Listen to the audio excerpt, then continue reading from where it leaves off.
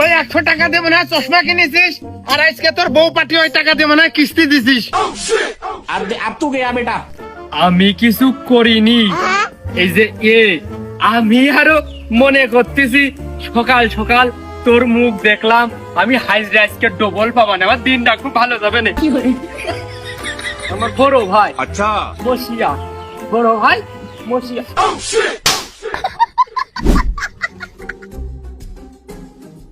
আপনার কষ্ট হলে আমি চালাতাম,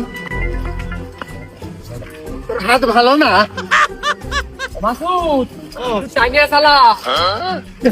পৌঁছিয়ে গেল, তাড়াতাড়ি চল তাড়াতাড়ি চল, পুরা কাজে পৌঁছিয়ে সে ইদ্রিস বালিতে বসবে না, তখন আমি কি তোর বালিতে দিতে পারবা না, আর মসিয়ার ছায়া জায়গায় বসবে না, আমার এই টাকটা রদি পড়বে না, আমি যে স্টাক করবা না, আমি যে মরবা না। মালগাড়ি মালগাড়ি তো ধাগা লাগা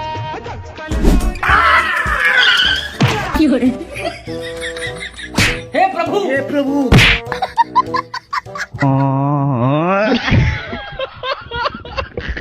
আশেপাশে কি ডাকি রয়েছে, দেখলো না দেখলো?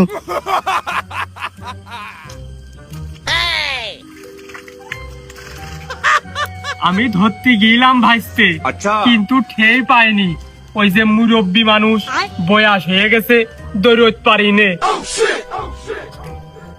আমি কলাম যে আমার গাই যাও, আমি যাতে পারবো না কাজে আজকে।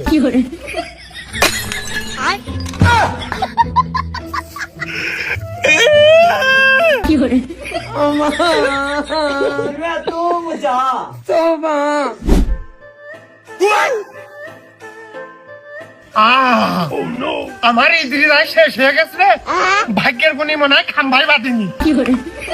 ওই ইদ্রিস আসিস না গেছিস?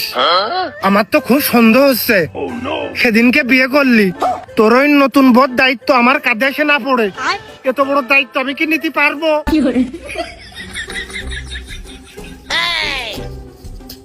ইদ্রিস हे प्रभु হে প্রভু। ওই দৃশ ভালো গুনি বোর কথা শোনাতে টের পেলাম যে বাইসে আছে। আমার আর মনে হচ্ছে যে মশিয়ার সাই কি করছে না কিটা করছে, কিরাম অন্ধকার, আমি কি বাইসে আছি না মরে গেছি? পরে দেখি না ওই চশমা হালকা কালো তো, কড়াই মনে হয় মুগির চাপা পড়িল। কাউ আমি যে বাঁচলাম। যাক, তোর আত্মা তোর বোর কাছে একটু আছে, বোর কথা কত হুট